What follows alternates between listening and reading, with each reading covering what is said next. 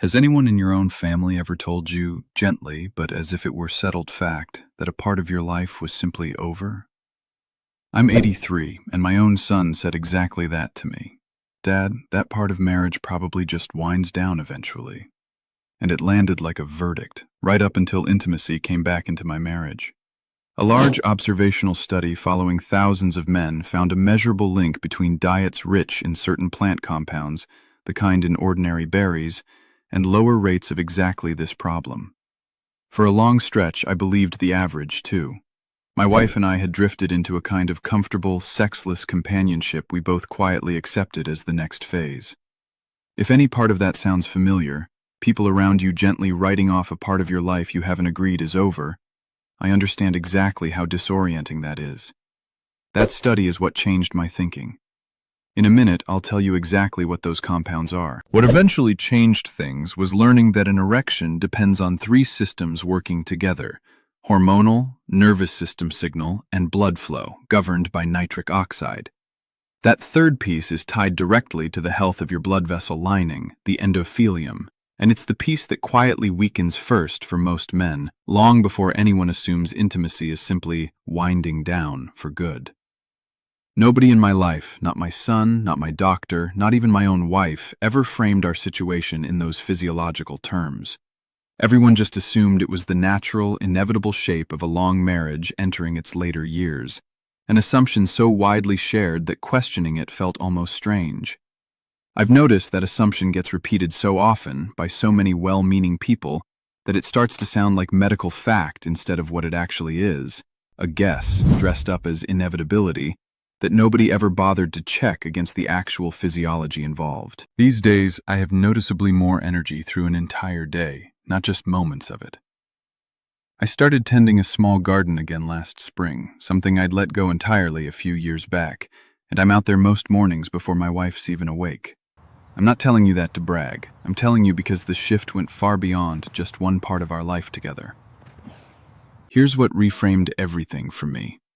The blood vessels involved here are some of the smallest in your entire circulatory system, smaller than the ones feeding your heart, so circulation issues tend to show up here first. Researchers who study this treat it as a meaningful, early signal. It's one of the reasons doctors who specialize in this area often say that erectile difficulty can act as an early warning sign for cardiovascular problems elsewhere in the body, sometimes showing up years before a heart problem would otherwise become obvious through any other symptom. For 3 years, I slept 3 feet away from my wife, and it felt like 300 miles. She'd fall asleep first. I'd lie there staring at the ceiling, wide awake, feeling like a roommate in my own marriage. I thought something was wrong with me.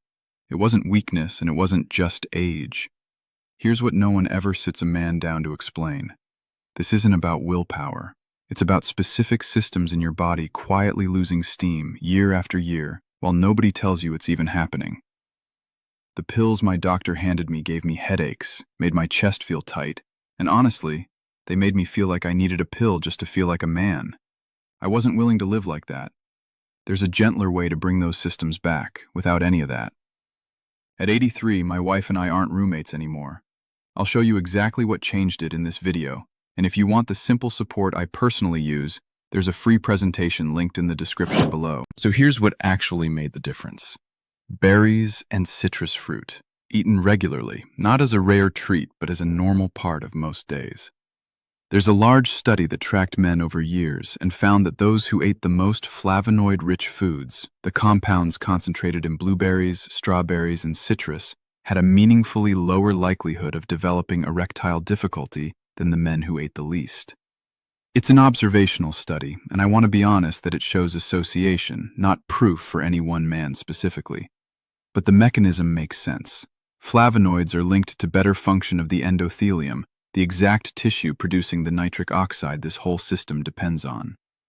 I started keeping a bowl in the fridge, the way you'd keep anything else you actually intend to eat, and my wife started buying more of it too, once we started talking about why, together, instead of me quietly changing habits and hoping she wouldn't ask. I added a few other pieces around it. A short walk most mornings, supporting the same blood vessel lining the flavonoids we're already working on.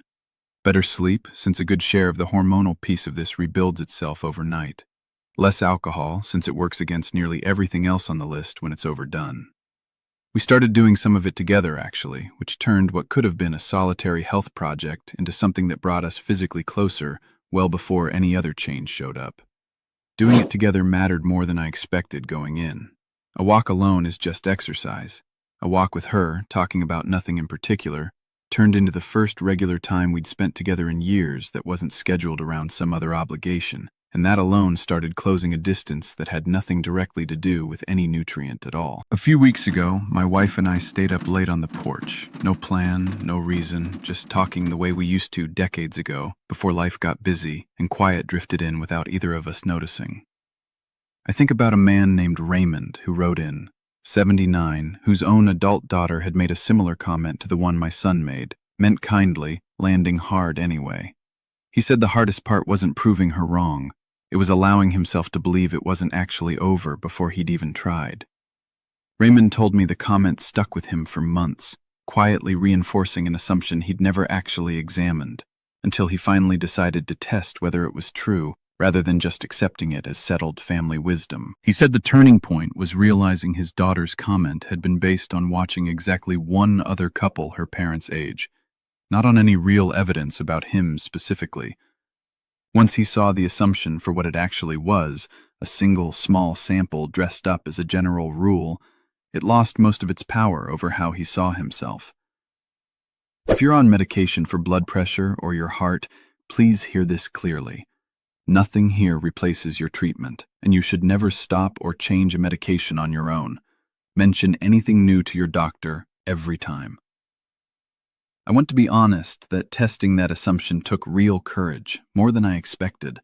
It's one thing to privately hope something isn't over.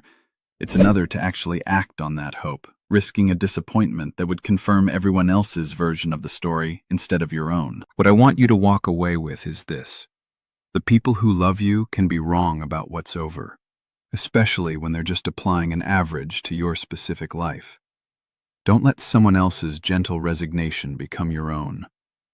I don't blame my son for what he said, and I never did. He was trying to comfort me with the only framework he had, built from watching other men his father's age. But comfort built on an average isn't the same as truth about one specific man. And I'm grateful, looking back, that I didn't let his kindly meant resignation become my own final verdict on the matter. Your erections don't disappear just because you got older. They fade when the systems behind them, blood flow, nitric oxide, hormones, energy, and recovery, slowly stop getting the support they need. Ignore that long enough, and it becomes harder to reverse.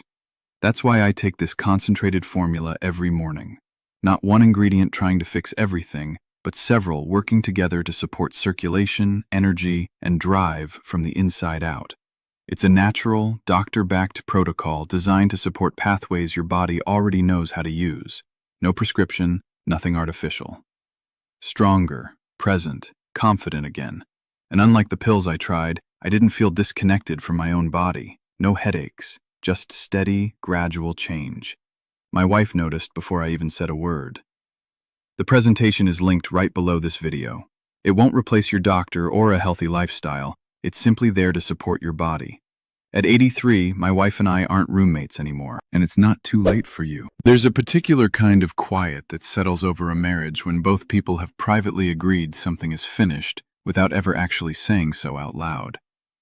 We were good companions through all of it, genuinely, but that specific kind of closeness had gone missing, and pretending otherwise took more energy than either of us admitted at the time. Naming it honestly, finally, turned out to matter almost as much as anything I actually changed physically. I think about the man I was, quietly accepting an average that wasn't actually true for me, and I think about the man I am now, present again with the person I married. That's not vanity, that's dignity. If someone who loves you has ever gently written off a part of your life before you were ready to, tell me in the comments. And if this kind of honest reframing is useful to you, subscribe. There's more of this ahead.